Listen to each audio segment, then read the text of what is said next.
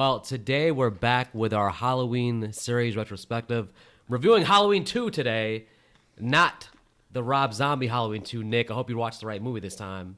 Why are you looking at me like that? Did you watch the wrong movie? Did it have Compton Taylor-Joy or whatever her name was? Did you watch a movie with a damn white horse? Is that what you watched? Yes. Oh my goodness. Was there no white horse? Folks, we're going to have to pause and come back in 2 hours so Nick can watch the damn movie. Again, it's called Halloween 2. I figure people want the more recent ones. All right, Nick's messing with me because I see his notes here, and it clearly has Halloween 2 notes from the one we're looking at, so we're good to go there. So yeah, anyways, Halloween 2 came out 3 years after Halloween 1. Oh. Yeah, and by this time, Jamie Lee Curtis had cut her hair short, so she has to wear a wig in this movie. Yeah, well. And not a good wig. A very noticeably bad wig. Well, then again, Jamie Lee Curtis got to wear a wig in all of her movies nowadays. She likes to keep her hair short. That's true. Yeah. She's wearing a wig in the new movies, right? The new movies, right? Okay. Except those are much better looking. Because they're like old woman wigs. They're like old gray hair wigs. So careful. She dated a man from Wu Tai. Who? What? She dated a man from Wu Tai and taught her Tai Chi. Wu Tai? Wu Tai. Who'd that be? I don't know. All right. Well, but it sounds like he can probably kick my ass, so I'm gonna step back off that. He can. If you haven't seen the movie, if you haven't seen the show Scream Queens, I suggest you watch it because that kind of shows that she will beat the living hell out of you. Maybe she will, but I'll fight back because evil dies tonight. No, don't. I just want to read. I just wanted to say evil. I just wanted to say that. So speaking of evil dies I was just tonight, looking for a way to interject that into the podcast. So speaking of evil dies tonight, quick side note, you may just because I feel like it. The only downside about Violent Night was when John Leguizamo says Christmas dies tonight, and I'm like, you son of a bitch. That's a good nod to, or bad nod to Halloween Ends, I guess. Yeah, and I'm just like, the movie's so good. Why did you have to ruin it with that one line? Right before the climax of the movie, nonetheless. Right. Well, I'll be checking that movie out soon for sure. So, anyways, Halloween 2, 1981, directed by Rick Rosenthal, although John Carpenter didn't like the original cut of it, so he went back in and did his own directing of it, adding some of the death scenes added in reshoots and, trying to make it beef it up more. The interesting thing about this movie is that the original Halloween was very light on gore. Right. It was very light on kills, blood, all that. And when that came out, a series of copycats came out, like Friday the 13th and all those early 80s slasher movies. And the difference was those movies had a lot of blood in them. So by the time this part 2 came out, the horror genre changed. Now it was all about blood and gore. And this movie now kind of rips off Friday the 13th now with like making more of a traditional bloody, gory slasher, going away from the suspense of the first movie and welcoming Michael Myers as like a kill 10 people type of slasher. Yeah, but he still takes his time. He's still more methodical than the other slashers. You can't rush Michael. No, he's painting his masterpiece slowly, with a slow brush. So right. Speaking of Michael, why does his walk in this one look so weird compared to the previous? So, although this is the same mask from the first movie, which interesting enough, it looks like a different mask because of the way it fits on the guy's head differently. Yeah, because the guy's, from what I understand, the guy was a little bit bigger than the original actor. Not to mention the original actor, I've heard for almost those whole 3 years, kept the mask in his pocket. Yeah. Yeah, I mean, give credibility or give them props for using the same mask. It does look like it's a little bit odd over the guy's head. Now, I can't figure out, I've never read or found out why the original Michael Myers actor, Nick Castle, didn't come back for the second one. Because you would think it would make sense to like bring back the same Michael, but I don't know if he was doing other things or what, but the reason why the walk is so weird because it's a whole new actor who wanted to put his twist on it, and he turned Michael Myers into a damn robot. Right. I mean, robot, he's slow as hell because I remember Michael in the first one being a little bit faster than that. Like he could actually catch up to somebody, whereas this time it's like, yeah, I'll catch up to you when I can. The Mike Myers in the first one had a fluid, normal walk, basically. Right. It felt like a normal person walking. This guy feels like he's like in a consistent like military formation or something. He's just like very robotic and very slow. Like if you get caught by this Michael Myers, you got some issues, all right? If there's a chase scene and he catches you, you're just messing up, man. Yeah, that's why they didn't do any chase scenes in this one. Well, they did at the around the end, but Yeah, and what happened? She got away pretty easily, so she got such a head start on his ass. So he's like way back there. though But somehow he ended up behind her in the parking lot. yeah, we'll get to that. I guess he went out the back door. I don't know. We'll get to that. But yeah, we got robotic Michael, not the same actor. But all that said, for 3 years later, it feels like the same night. So they do a great job of picking up exactly where the first one left off. You can kind of watch both movies back to back as one thing. I mean, there's a different score, you have different music, and like I said, you have a whole different Michael, but Loomis still seems exactly the same. And Yeah, and Laurie still seems as bland as ever. well, she's barely in the damn movie. Like, this is almost like a damn cameo for her. Like, I don't understand. Like, it was a weird decision to be like, all right, we're gonna put her in the hospital and barely show her in the movie, and like we'll get to her at the end, but it's almost like So, as much as I actually do enjoy this movie compared to Kills, you know, a lot of people had that same problem with Kills. She was barely in the movie. She felt like a cameo in her own movie, and she was in the hospital the whole time. It's kind of the same thing with this one, but everyone likes this one. well, the difference is this one has Loomis and Kills has Tommy Jarvis? not Tom. It's so funny. I was gonna say that too, but that's not the guy. That's fucking Friday 13th. I know. Tommy Doyle. That's it. So, in comparison, for Loomis and the sheriff going around versus Evil Dies Tonight, I'm taking this one every day of the week. So Loomis is the main character of the first one to me, and he's the main character here. So these first two are the Loomis movies, and then the new trilogy is, I guess, the Jamie Lee Curtis trilogy. Because she became a big star, they confused. In my opinion, they confused that she was like the main character, but she's just there through circumstance. I mean, I don't think she's the main character per se, but yeah, so we barely get Jamie Lee Curtis, but let's talk about Michael walking on water as he floats off the balcony after being shot 6 times. What the hell was that? So, what had happened was, first, Loomis shoots him 6 times. And I shot him 6 times! and then 6 times I shot him! And then I'm guessing Tommy Doyle's parents love doing tricks off of their balcony, because I'm assuming there's a ramp on their balcony that they're using, that they take a skateboard. Is there and a swimming pool below or something? Like, No, they're there diving isn't. into? And there isn't. So I'm assuming they're just taking a skateboard, going off the ramp, or biking, going off the ramp, doing tricks because they actually got some air. And that's why they're not in this movie, because they broke their damn legs. Because I don't even think you see them in the previous movie, except for like kind of a side glance. I see why John Carpenter took over. I mean, who filmed this damn scene and didn't think it looked ridiculous that he's walking off the ramp, like on air, basically? Like, what the hell, man? I'm assuming Michael's actually played by Jesus in this movie. I think so.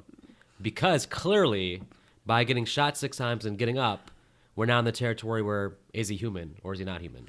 Apparently not, if he's able to just walk backwards and end up on top of the balcony awning thing. Well, it's funny. Like, you could say the story of the movie is that Michael goes to the hospital to finish the job with Laurie. Right. Well, what if he's going to the hospital to get his wounds like taken care of? Though he's like, shit, I've been shot 6 times. I gotta get to the hospital. Well, the only problem what with if his that plan is to kill Laurie and then to check himself into a room? well, the problem with that is, you know, he kind of kills the entire hospital staff. He can't get looked at when the entire hospital staff is dead. Michael doesn't have a good survival instinct, because I'm thinking at a certain point he's been thinking, I gotta get these wounds fixed, right? Like, they're not gonna heal by themselves unless he's a magical wizard, which apparently is. So, well, and that's funny, because when he does get hit by those bullets, yeah, he can feel them. Otherwise, he wouldn't be going backwards. He wouldn't be. Yeah. He's not letting out grunts, but he's letting out some body acting that looks like pain. Oh, by the way, what is it? What do they say in Predator? If it bleeds, we can kill it. So if he's bleeding, he's clearly human. So, just Allegedly. Well, we don't know if it's blood coming out of him, though. Maybe it's like some kind of magic potion or some shit. It's black. It's black ooze. It's Ivan Ooze's ooze. Well, first things first for Michael, he has to find a knife. So he's gonna go over to this old couple's house, who are just one of them was making the other one a sandwich. Yes. And Why you're using I'm guessing that this carving knife that she was using was for the ham, it looks like. Because I'm sitting there thinking, a ham sandwich, man. I'm just thinking, do you really need that thick block of ham that you need a carving knife for? It was very convenient for Michael to not have to look at the drawers for a big knife. He just sitting there right there on the chopping board for him. And then pieced right out of there. It's a very cool shot.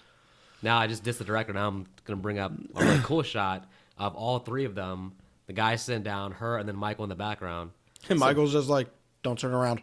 It's a beautiful shot. Now, a lot of people online have asked the question, why didn't Michael kill this old couple? I think Michael doesn't... Because he's very choosy with who he kills. Yeah. But he's not a random killer, per se. Well, at least not in this one. Not in these first two.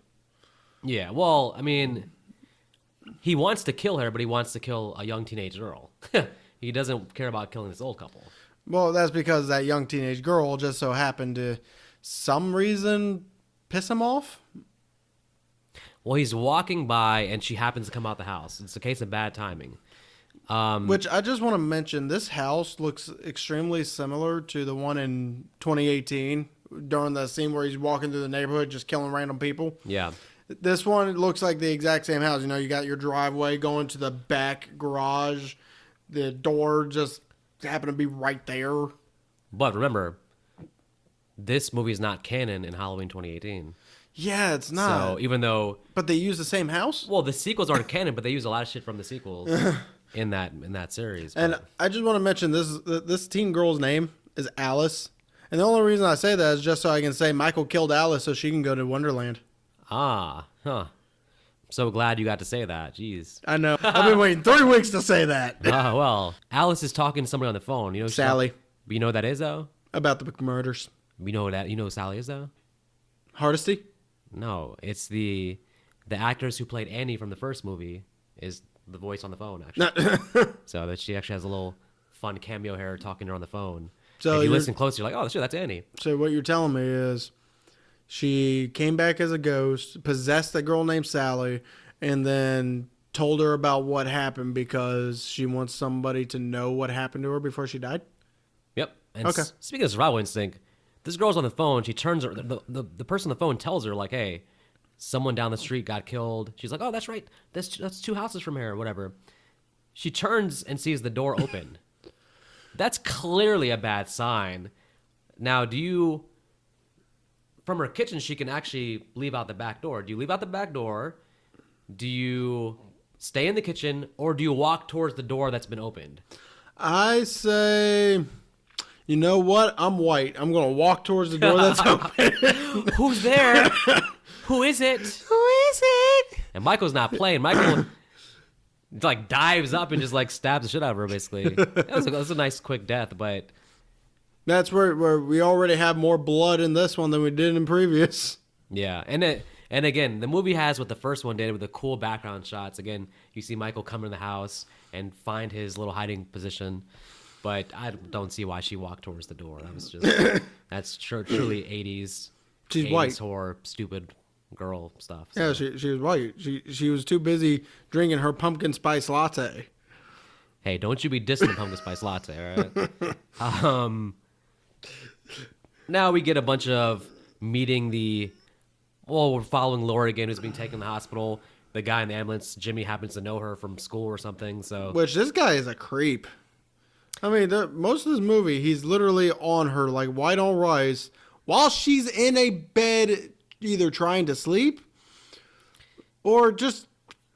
she's sedated most of the movie, but I think Jimmy takes the fact that he knows her and uses that to try to start a burgeoning romance, I guess. But Just know what they should have done is not killed Ben Kramer.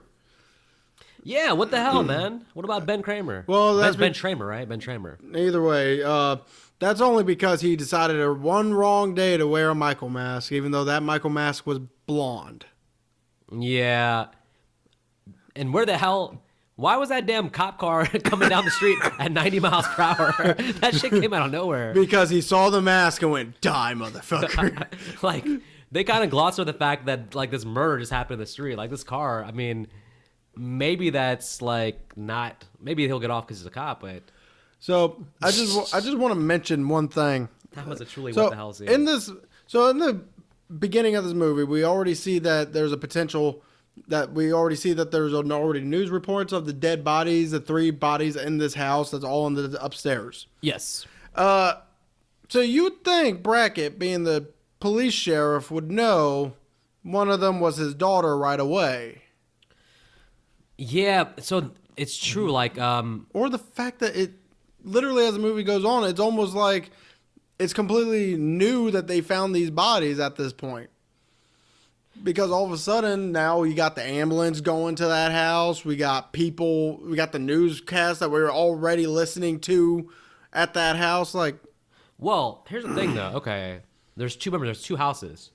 There's the house that she was babysitting at, Tommy but there was Doyle's no house. bodies in there. There's no body. All the bodies and everything are in the house that Annie was babysitting. Yes. So when the cops first come, all that they're coming to the Tommy Doyle house, and that's where Lori's being taken out on the stretcher. So something has to happen. She has to say something, or something has to happen where they then investigate that house across the street to find the bodies. But- so there would be some time there where like maybe Lori was like, "Oh, go look at the other house," but she looked like she was just like sedated. She looked like she didn't know. So you're telling me that the Even Loomis didn't really know about the bodies at the house. If you So think what you're about it. telling me is when Alice gets killed, being told about those 3 bodies in that house, Oh yeah, damn. that would have had to have happened after the some of the events that we're seeing. No, because that's right. Loomis is literally saying, "I shot him 6 times" as Michael's walking to the other house. Yeah. So I don't know how they found the bodies that quick. That doesn't even make sense because, like, again, they would show up at the house that Lori's at, and not really show up at the house that Annie was at. Yeah, because the phone call literally states that people have been murdered. But if you've only been to the house Lori was at, there was no murders at that house. There was an attack. Yeah. Well, and the fact is, okay, let's say somehow they do know about it. It's like, yeah, wouldn't Bracken know about all this? He would be like one of the first people they called. We get like 20 minutes of the movie before the guy's like, Your daughter's dead. yeah. And then Brackett leaves and leaves us with Deputy so-and-so. Which is interesting because I feel like I get that had to happen because there had to be a reaction to his daughter dying. It'd be nice for him to be in the entire movie, though. He kind of just leaves the movie at this point, which I guess is realistically how it would happen. But it would have been nice for him to be. It would have been interesting for him to kind of want revenge then, because he would have had a decent kind of revenge story with him and Loomis already established somewhat partners. Well, it's kind of sad because ultimately, even though they were pretty cool in the first one, ultimately he seems to blame Loomis. He's like, "Damn you for letting him out." Yeah, that was another thing. He makes Loomis have to defend himself again. So the previous movie, he never blamed Loomis for Michael getting out. It was this movie the whole time. And I'm like, why is Brackett all of a sudden just randomly blaming him? Brackett was very chill in the first movie. He was listening to Loomis. He let him explain everything. Loomis was right. He was there, and there were murders, so everything Loomis said was right. But yeah, but this movie's back to just like, "Damn you for letting him out." And like, he's like, "I didn't let him out." Like, I told him to sedate the motherfucker. and then the other cop is me like, "All right, man, is there anything else I can do for you?" He's like, "Well, Michael still might be out there, so." So let's get to looking. And this deputy's like, okay.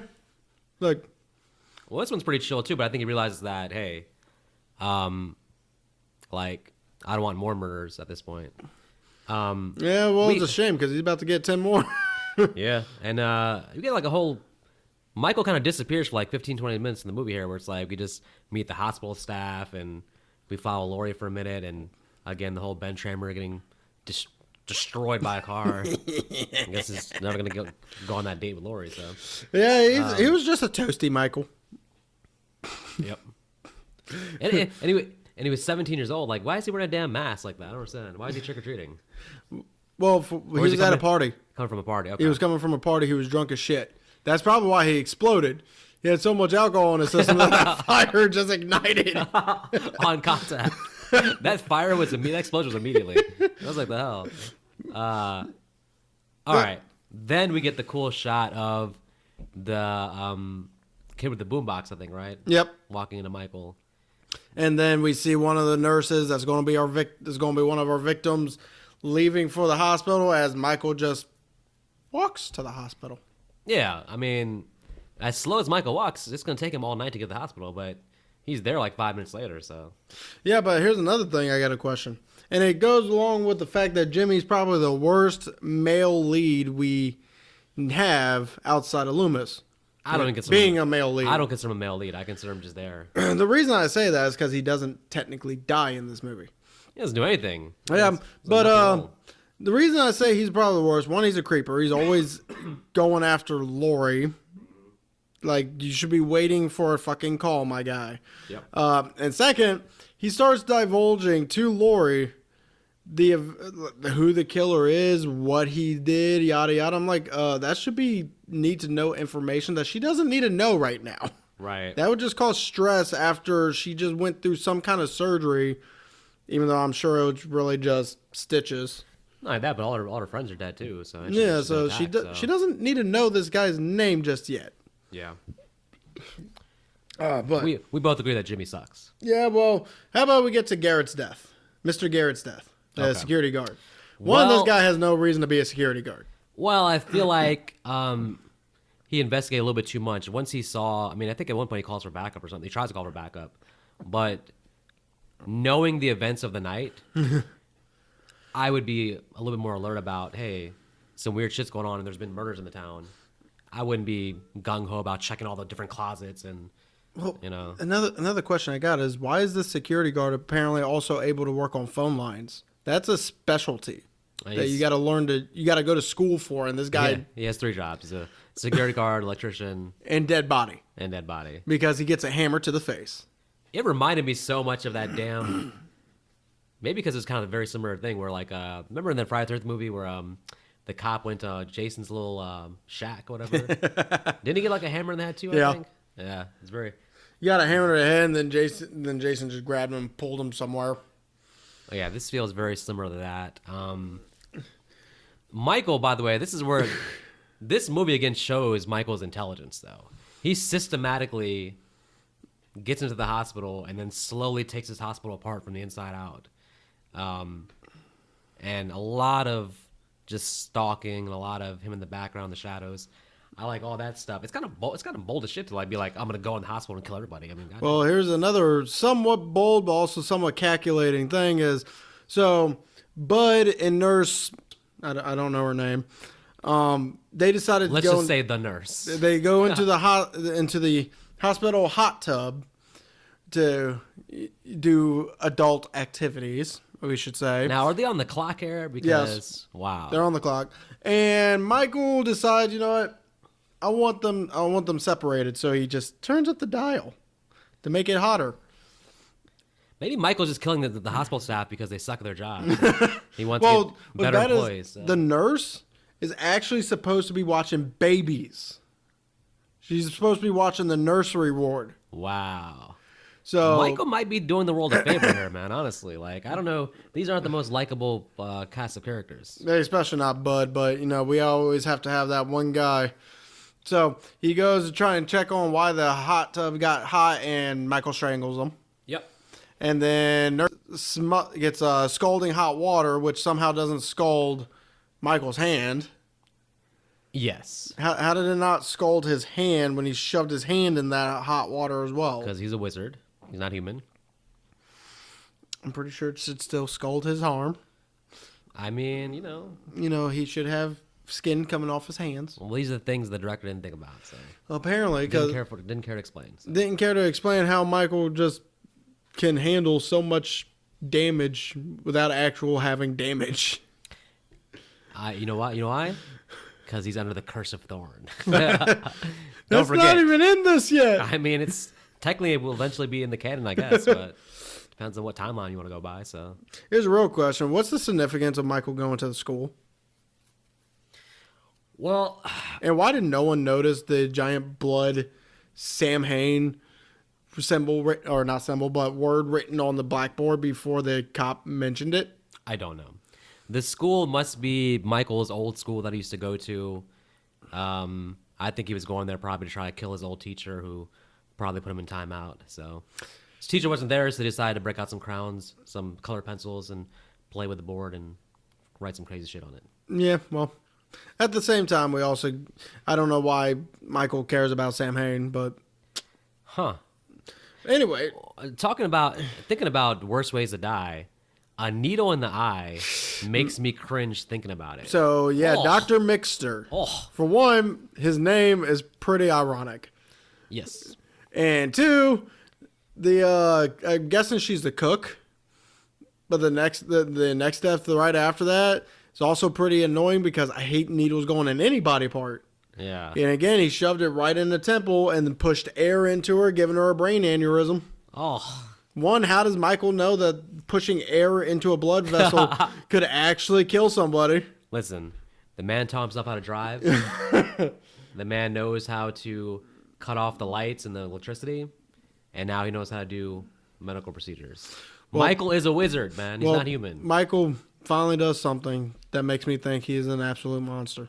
What? He kills pillows. What? How Yep. dare he? I know. Pillows are meant for your head. They're meant to Or be nice, soft. innocent, feathery things. Yeah. And he just straight up stabs the shit out of them. Like, Did this start the cliche of like, there's always a thing in the horror movies where like the killer stabs like the bed and like you think the person's in it but then nobody's in there? I've seen at least 5 movies. well, here's the next question I got is, so now he's walking around with a scalpel. Yep. And he kills at least 3 people with this scalpel. How is it so damn clean every time we see it? Hell, even when he stabs Loomis. Because Michael is actually also OCD. So he always makes sure that he does one quick clean swipe every time. Oh my gosh. What the fuck? Oh, The only problem with all the kills here is that they're quick. they're quick and you just really don't care about the characters. The Yeah, hospital staff. especially since, Mrs. Alves, one of the characters most people probably wanted to see die because she was a little too gung-ho and by the book. Yeah. Honestly, in my opinion, she probably saw what kind of a creep Jimmy was and was like, you stay the fuck away from her. So she's okay in my book. We didn't get to see her death, but apparently it was bloody. Because Jimmy slips, falls, hits his head like a dumbass. And gives himself a concussion, I guess, because he's later going to pass out in the car. Now, let's talk about the nurse who exits, finds that all the car tires have been slashed, and then decides to go back into the hospital? Yeah, the blonde nurse. So, okay. If somebody's cut all the tires, follow my logic here. Yeah, They clearly want nobody leaving the hospital. right. So, figuring that out, why would you go back in the hospital where the killer likely is? Especially since the hospital's still within walking distance in one night. Yeah, wouldn't it make sense to stay in the wide open space and just run away? Like, I would just run out the parking lot. I would just walk away from the parking lot. Yeah. and mind you, Michael is in the hospital, so if she just walked away, she would have went home and been fine. Her dumbass walks back in and then... And get stabbed. And a very epic shoes fall off stabbing, by the way. Yeah. So. Well, I mean, if you're going to stab someone, make sure it's good enough to where they're also, what's the word I'm looking for? It's kind of a perverted word, but I'm trying to think of it. So orgasmic that their shoes fall off. It's like kissing someone in a romantic comedy, Well, there's a lot of... when you got that kiss and the leg goes up. It's the same thing. There's a lot of theories that Michael is aroused by killing. Like, he gets off on it. Well, so, I mean, the nurse Boobs, he was caressing her right before he killed her. Yeah, but I think that was him just playing the part, though. So He didn't need to play the was trying part, to trick though. her. He didn't need to play the part. He could have just straight up murdered her right then and there. yeah, but Michael likes to play with his food before he eats it. It's almost like he may have actually tried something with her, but she was already saying no because she had to get back to work. It's like, bitch, you already ignored those babies. They're probably all dead for all we know. No, I'm pretty sure he's planning to drown her in that pool. Yeah, but then she turns around, she screams, it pisses him off because he's like, I just wanted some love. No, that's what it is. Michael, all Michael wants is to kill his sister and feel love for the first time. Well, I think he's in love with Loomis. So, I mean, fair. So now we get our chase scene where Lori gets away. As as uninteresting as the middle part of the movie is for me in terms of the hospital staff, once we get back to Michael and Laurie, this movie picks up, and I do love this whole chase scene. How? She gets away from him in like 5 seconds. Well, there's two things going on, though. First of all, Michael is walking too damn slow, and she's moving so fast. Which is funny because, her leg's broken. Yeah. I mean, again, with 2 broken legs, you could still get away from this slow-ass Michael. I mean, he's walking like he doesn't have a care in the world about actually catching her.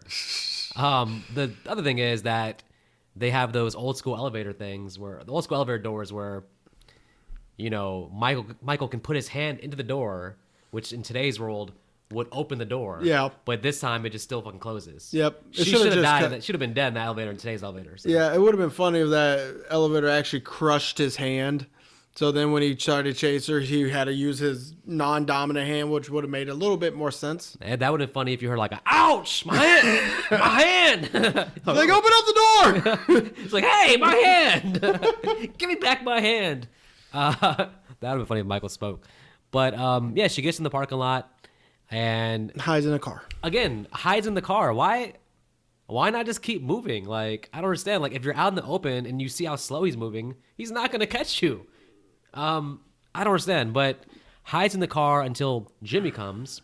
Well, let's go ahead and make a quick trip to Loomis and the nurse from the first movie, because we do get a little bit of revelation of finding out Laurie is Michael's sister, and which apparently John Carpenter wrote that while drunk on the toilet, or was he high? It's a very polarizing thing in the series because half the fans hate it.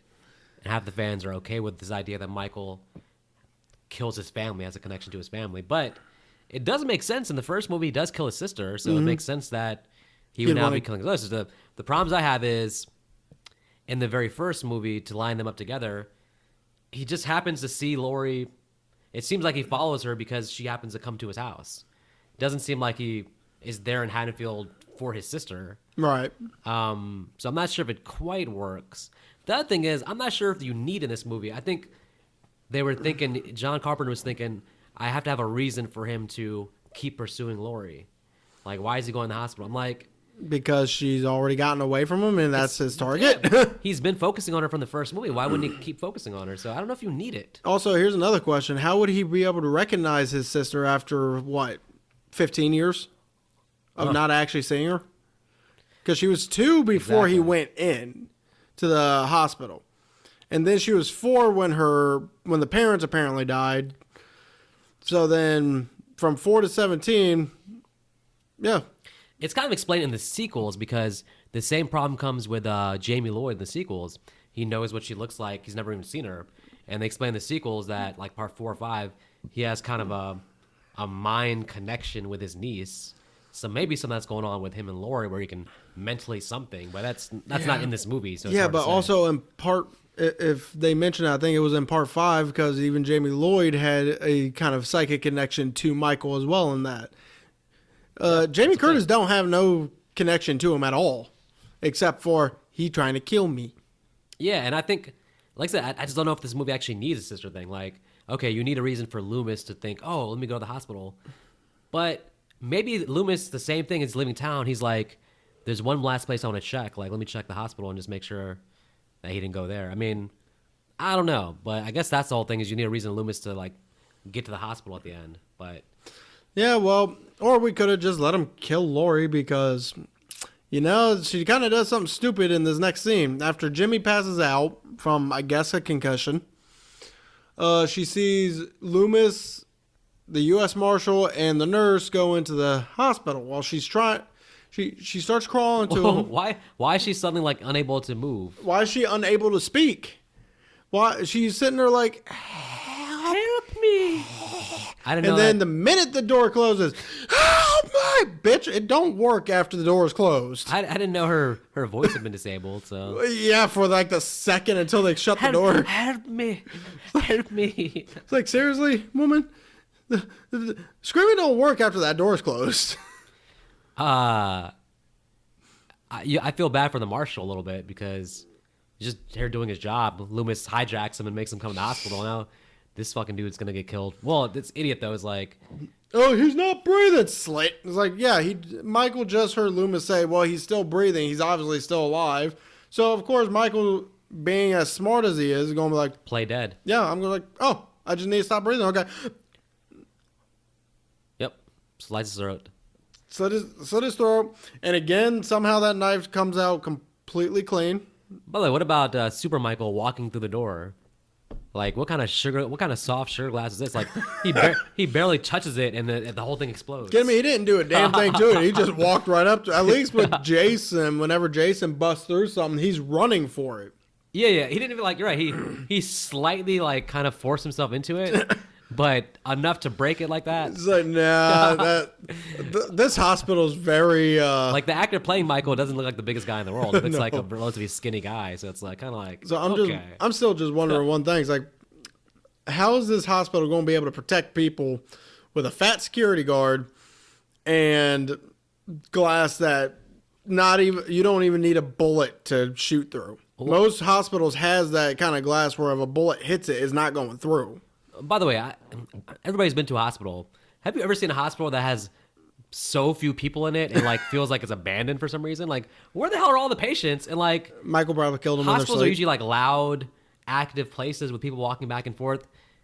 Was that the entire hospital staff? For the night shift. I guarantee you a lot of the morning shifts started coming into work that But day. the It's night like, shift is like 10 people? yes. The hospitals employ like hundreds of people. At least like 100 people, I think. Well, right? it is a small town, allegedly. Even though it takes you 3 hours to get from one house to the other in the same neighborhood. Biggest damn small town I've ever seen. It takes 4 hours to drive to a damn babysitting assignment. Okay, I mean, this hospital seems very abandoned, is all I'm saying. Or Michael killed Unrealistically. everyone in their sleep. I don't think Michael would kill the patients. He is evil, but I don't think he's that diabolical. Nah, he probably killed everyone in their sleep.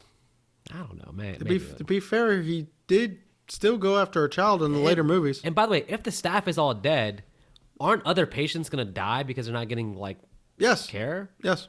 Like, who's going to bring medication to the guy in room 555 who needs the medication? So Morning shift staffed after, and then they find out he's actually dead.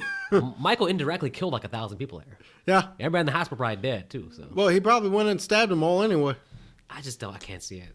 Because think about it. I guarantee you a lot of those patients also were probably still in a decent enough shape to where if they heard screaming, they'd be coming out those doors. Like, what's going on? Michael doesn't strike me as something, especially in this movie, Michael's really killing people that are in his way. But he's not going out of his way outside of. He went out of his way the first one. to kill 2 people who were in a hot tub. No, but they were part of the staff. He had to get rid of the staff. Why would he give a shit? They were about to have sex. He's like, oh, well, I still got at least 5 minutes. Maybe for him, probably 1 minute. So let's be realistic here. Yeah. He had to get rid of the entire staff because for some reason he felt like that was his way to get to Lori. To be fair, he could have just walked into a room. So. The only person I feel like would have actually attempted to get in his way would have been Jimmy. And, you know, with him being a creep, I don't think anyone would have cared he died. He would have made quick work of Jimmy, let's be honest. Yeah, exactly. It'd be like, Jimmy would be like, hey, don't do that. Speaking of Jimmy, Lori somehow becomes a marksman. Cuckoo clock. Oh. Well, listen, she has a gun, she has bullets. Luckily for her, she fires off 2 rounds that perfectly hit Michael in each eye. Well, are they really in the eyes? Because I did rewatch this movie today and prep for this, and he does kind of tilt his head back, and you see the blood coming from above his eye down his face. I'm like, wouldn't there be holes in the mask? Is it possible that he's actually blind here because the blood has leaked into his eyes and he's just... Well, yeah, that would make sense because we don't see him wipe it from his eyes. But yeah, you can clearly see that the wound that he's bleeding from is not his eyes, but above his eyes. Which also makes me wonder, with that kind of gun at that range, those bullets should have went straight through his head. I'm fine with him surviving it for some unknown fucking reason. Well, again, he's not human. I mean, we already see that his hand somehow didn't get scalded by the scalding hot water. By the way, he's in this movie. He's walking around having been shot 6 times, so he's already filled with bullets. So I don't think the 2 bullets in the eyes are gonna be the ones that. Well, you know what finally does him in? Loomis and Michael go boom. Yep, I think it's a creative ending because you kind of have Loomis sacrificing himself and Lori basically diving out the room and Well, I'm kind of fine with that part. What I'm not fine with is the whole. Was it supposed to be intense? Michael just wildly swinging the scalpel. I'm like, dude, really? Dude, just hit something. Stop going round in a fucking circle at this point. plus Michael, as smart as he is, just being like letting sound basically make him like a dummy. He's like, Right. oh my god, she must be over there. No, he must be over here. I would have been fine with him going after the first area he heard sound from. So he went straight for that, hit a wall because they already moved out of his way. I would have been fine with that. Yeah. But then all of a sudden it's just like he's constantly going around in circles, swinging the knife wildly. I'm like, punch a wall or something. God damn. Yeah. Was that supposed to be intense? Because I felt like The only one part where he's actually directly over her, and it looks like he's actually about to just killer. by accident kill her, and then Loomis turns the thing on. But Which again is just like at that point, if he would have just kept going straight, he would have killed her. If he can feel her, if he can sense her, and that's how he knew that was his sister, he would have known she was dead in front of him. I also think that as I think about at that point, Michael's blind and is wildly doing it. I guess it's okay because Loomis actually is alive, and actually canon-wise, he actually survives this because he's in part 4. But did he actually have to sacrifice himself? He could have just walked out the room at that point. Right. Michael's just sitting there blind, and it's like you have an easy way out. Like, what? I guess the idea was, I'd rather kill him than leave, but Well, no, there's also just go call for backup, and then I mean, we also get the fact that originally this was supposed to be the end of Michael in the Halloween series. This was going to be the end for Loomis in the Halloween series. this was a definitive ending because Though I would have been a little bit more happier if for the anthology series it followed more Loomis doing different things on a Halloween night. yeah. Like have Loomis go up against the cult in the third part versus Tom Atkins.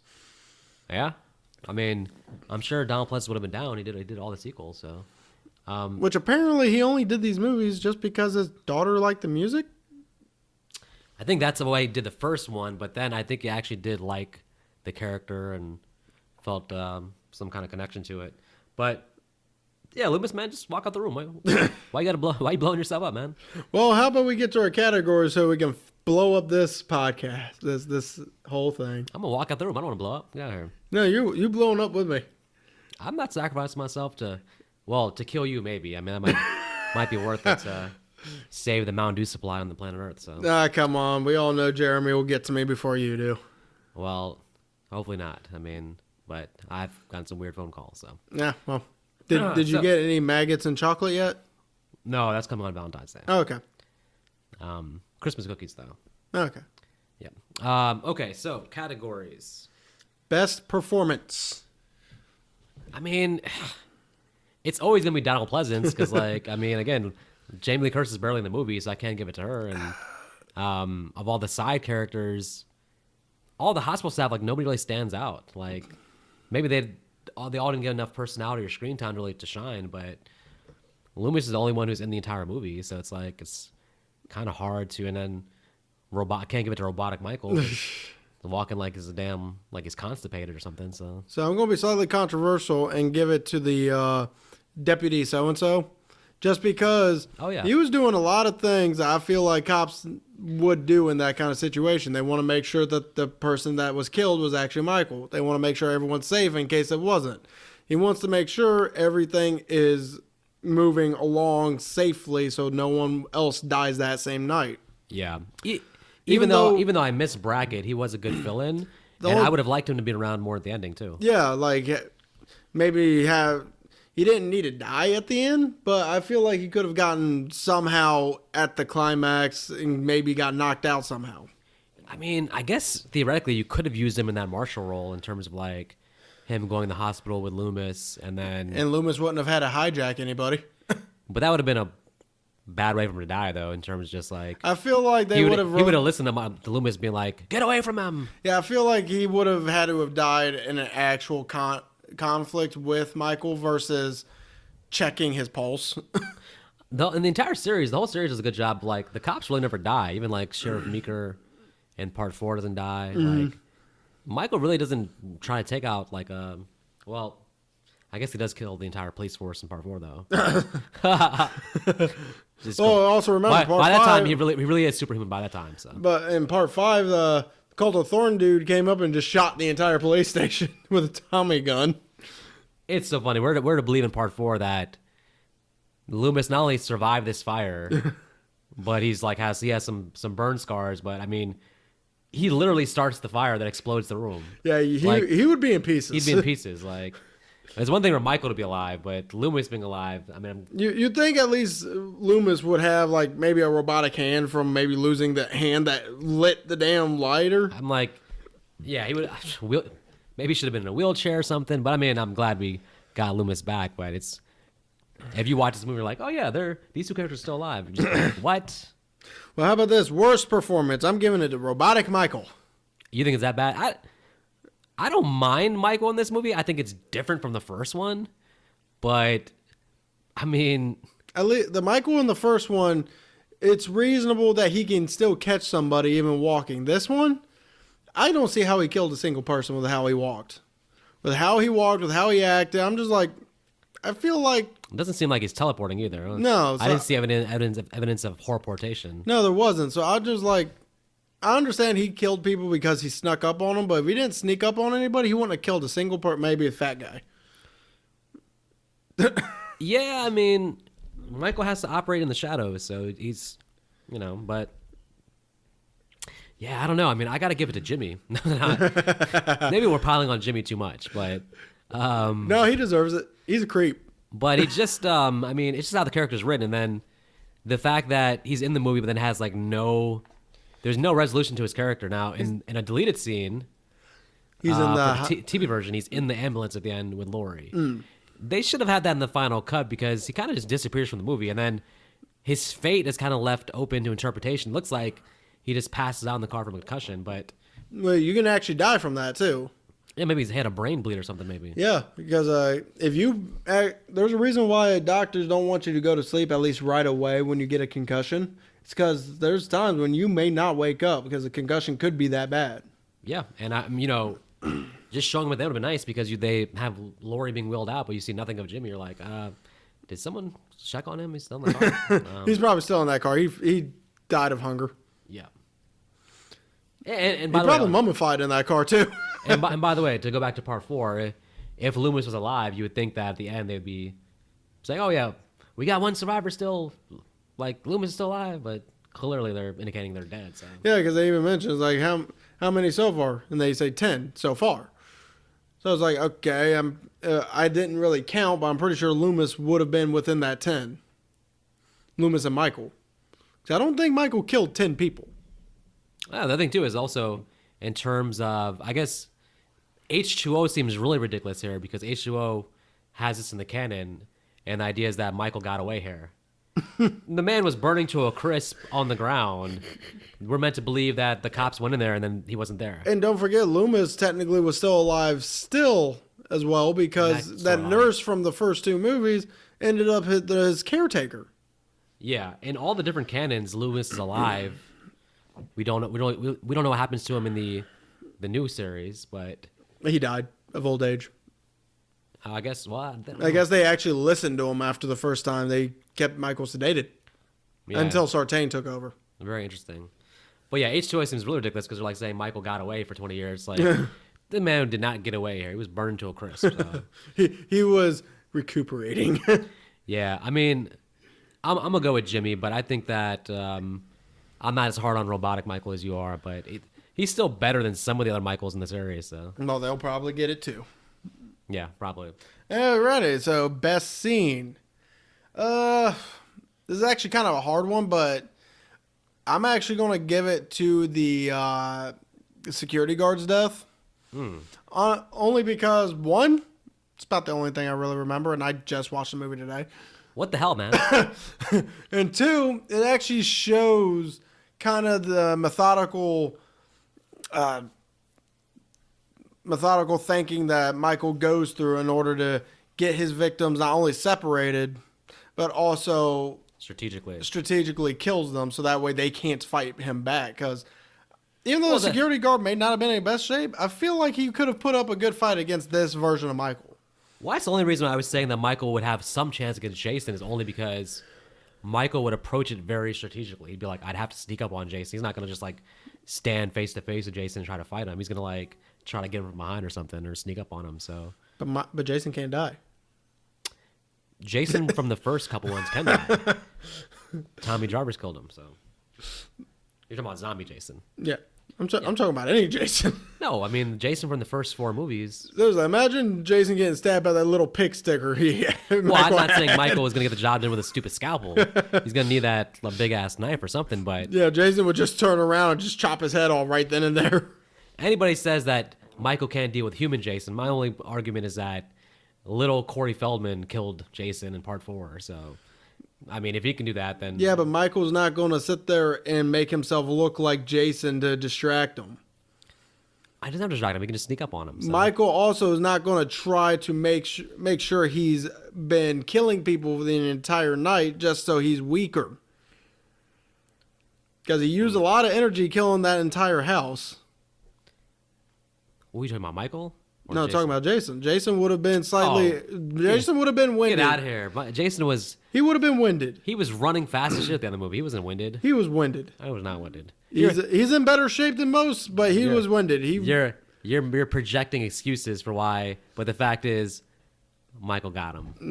He got him. Nope. That's gonna be a separate video, folks. We're gonna do a video about Michael versus Jason actually, but all right. For me, best scene. I'm a sucker for chase scenes. So even though Michael is moving 50 times slower than Laurie, and there's no way he could possibly catch up, and even though you have this stupid 1980s elevator that still closes, my hand, get me back, my hand.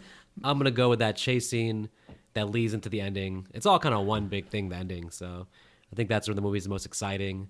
And I feel like on YouTube, I would go back and watch the ending sequence more than any other scene. So you're probably going to hate me for this one, but my worst scene is actually the climax of Michael just wildly swinging that fucking scalpel. I don't what do you know want the man to do? He can't see. I don't know what that was supposed to. Was that supposed to be intense? Was that supposed to be suspenseful? Because I just thought it looked ridiculous. Like, Michael, you're smarter than this. We've seen it multiple times in this movie and the previous. Why not just kill her? Wait. What do you want him to do? He can't see. He still could have kept swinging forward. I would have been fine with him constantly going after the first noise he heard and then going in that direction and then hitting a wall. Okay, cool. Now he goes after the second noise he heard. Again, he's being still strategic because he doesn't know if that person had moved yet or not. He knows there's 2 people in there. Yeah. So he knows there's going to be 2 separate noises I'm going to hear. It's possible the first person hasn't moved yet. The whole thing with the end sequence, like, yeah, I keep going back to once he's blind, for Laurie and Dr. Loomis, you can just leave the room. You can walk around him and leave and be okay. Right. There's really no urgency then to, like, blow him up or whatever, but it is what it is, so. All right. Well, what would you like to see changed in the movie or explored more? So, for me, I would have focused on 2 or 3 of the hospital characters. Instead of having like 5 or 6 of them, I would have focused on 2 or 3 of them, gave them some more screen time to develop them, and then killed them. Just so they just make the middle of the movie with like the hospital staff. It's like just nameless characters being killed who you don't care about. Like if the hospital staff is likable in this movie or has more character development, then this movie becomes really good. But it's just unlikable, nameless hospital characters being killed. So. Yeah, well, it would have been to leave Sheriff Brackett in this and have him go through kind of a revenge tale. I thought you liked the other guy so much. I did like the other guy. You gave him the best performance, I think. I did like, well, that's because Brackett wasn't in this. I did like the other guy, but at the same time, think about it. If Brackett was in there, we wouldn't have had a nameless U.S. Marshal get killed. We would have had Brackett literally charging for that hospital when they put 2 and 2 together. Would have had Brackett literally probably shoot the living shit out of Michael, including when he's down, probably reloaded and shot another clip into his face. Yeah. And then we wouldn't have had that whole blow up scene. Well, you wanted basically like what they did was more actually how it is in real life. He found his daughter's dead. He's like, I gotta go home to my wife, and he's just depressed. You wanted the son of a bitch. I'm gonna get that son of a bitch tonight. Yes. And him back on the police car, like, let's get him. Yes. Yeah, I mean, would've that's the movie shit. But Well, it's a fucking movie, so. if he's doing that, then I would need him to actually have a hand in killing Michael. Yeah. It would be weak for him to do that and then just like get his throat slit or something. So. No, I would have had him literally have a hand in killing Michael by shooting the living shit out of him in the face with another clip after Loomis dropped him. Yeah. Okay. And then most likely Michael cuts his foot off and then starts stabbing him in the face. Because Michael's definitely not human in this fucking movie. On one thing I want to change. I would get rid of that whole fucking Ben Tramer scene. It's such a weird random thing for this dude to get fucking hit by that car at 90 miles per hour. And hell, I still feel like... I didn't see him coming. Like, why were you driving 90 miles per hour, dude? And still, I feel like Lori would have ended up with Ben Tramer before she ended up with Creepy Jimmy. Yeah, true. And you know what's funny? I would have had that dude Paul from the first movie play some kind of role. Oh, no, he did in Friday the 13th Part 2. I know eventually he went on to become like a camp counselor and all that, but I would have liked to see him. I mean, Annie was coming to see him at his last thing, so you would think he would be like arriving on the scene to see what's going on or something. So He was one of the background people. I don't know, maybe, but He was wearing the Michael mask. I don't know. I mean, most people's complaint about the movie, I think, is that there's not enough Jamie Lee Curtis, but if she's going to the hospital, there's not much you can do with her, I guess. But No, the only way you would have more of her is if when the movie took place right after Loomis was shooting him, Michael was still pretty much went after Lori when Loomis left her. yeah, So she would have had to run out of the house. right. And then we would have had pretty much one whole movie of her being chased and him just killing people on the way. Yeah. All right. Final thoughts. Final thoughts. So, when I was younger, I used to like this movie a little bit more than the first. But to be honest with you, More than the first one. Wow. Yeah, but now that I watch it nowadays, honestly, the movie is actually slightly more boring. Just because Michael's a little less intimidating with this slow-ass robotic walk and his little pig sticker. I don't know why he got rid of the big-ass knife he grabbed at the beginning. He wanted to challenge himself by using the smallest weapon possible to see if he could still kill people. No, not only that, but how he gets so much damage from bullets, but yet scalding hot water doesn't work on him. That still should have done damage to his body. Maybe after the scene, he's like holding his hand like, shit, that really hurt. We just didn't see it. So. A chase scene was boring. The climax to me was just ridiculous, and That chase scene was not boring. that chase scene was boring That was a because great chase scene. what are you talking about? Michael it was literally like the chase scene in 2018. She runs, but Michael didn't actually chase her. He does chase her. He just takes a long time to get there. Which the whole time she's in the car, it's so funny. It's like 10 minutes goes by, and then Michael pops up. Right. He's like, hey, I'm still here. I finally caught up. Now, I will say this. When the cook dies... Now, I know they technically used this kind of shot in the first movie around the climax, but Yeah. they use the same shot sort of when the cook's death by Michael's face just slowly illuminating in the background. Right. That's actually a pretty nice shot. I do like how the movie is shot for the most part. I did like there was a little bit more kills. Could have actually liked the people a little bit more. The movie looks good. It's the same. Dean Cunley is the guy who did the cinematography, the DP for the first one, so he's back on this one. So it looks like the first movie. Yeah. So the movie looks good. I like the score a little bit better in this than I did the previous. that score is great. That score kicks, especially at the beginning when Loomis is like, "You don't know what death is," and then you cut right to the score. It's a great opening. I did still. And beautiful use of the Mr. Sandman song too. Yeah, Mr. Sandman. I did still like Loomis. I like the cops. Didn't care for Lori because she wasn't even the main character, so there's no point in me caring about her. And I didn't care about the fact that Michael was after her because she was his sister. So overall, I'm going to give this movie a 2. It's kind of middle in the barrel for me, but still decent watch. I'm not as down on the movie as you are. There's a lot I like about it. I like the atmosphere. I don't hate Robotic Michael. I like Loomis. I do like the early kill with Alice. And I do actually like the whole chase scene, climax, the end sequence. I think is great. I think it would have been a proper ending for the series if that was the actual ending. That would have been a good ending. But at the same time, under a critical eye, I just hate how the hospital staff is underdeveloped and like you just don't care about them at all. They feel like just waste of space, pretty much waste of screen time. And Gotta hate Jimmy. And Mike, this is more of a typical slasher. It's like less. The first movie was like, suspense, tension, build up to kills. This one's just, I think the thing is going off. It is. It's so low that's really not It's not distracting messing with us. it. It's just, Yeah. aren't you praying, huh? I don't know. That's my parents' thing, not me. So I'm gonna still go 2.5 stars. I think it's a good movie overall. I think it's a good sequel. It's one of the better Halloween sequels, I think. And it does go good with the first one. I think as a standalone, it's not great, but as a follow-up to the first movie, it's pretty good. I mean, like I said, even though they abandoned a lot about what made the first movie special in terms of the suspense, and they went more the Friday 13th route with like the gore and stuff like that. I mean, Michael's just not as good of a killer as Jason in terms of like the death scenes are just not going to be as fun as a Friday 13th movie. So if you try to do like a Jason style for Michael, which obviously they did in Halloween Kills also, just not as fun as when Jason's killing people. But I'm going to go 2.5 stars. I think it's one of the better sequels. And we'll see how the rest of the sequels shake out. With Season of the Witch coming next. That's going to be very interesting because it's obviously not Michael. So I wonder if our reaction is going to be, "Where's Michael?" Or is it going to be like, I don't miss him. We'll see. Yeah, probably not. We'll see. All right, folks, until next week.